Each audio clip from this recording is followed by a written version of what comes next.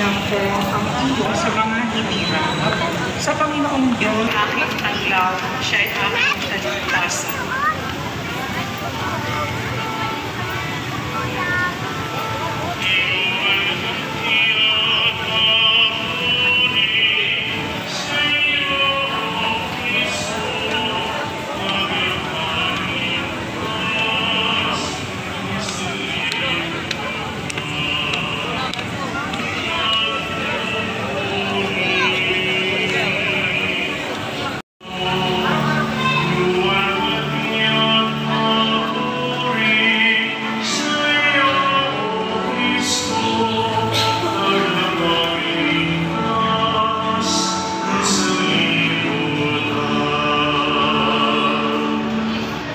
Sumaiyo ang Panginoon. At sumaiyo Ang mabuting balita ng Panginoon ang pabango at ibinigay sa mga duka ang pinagpilhan.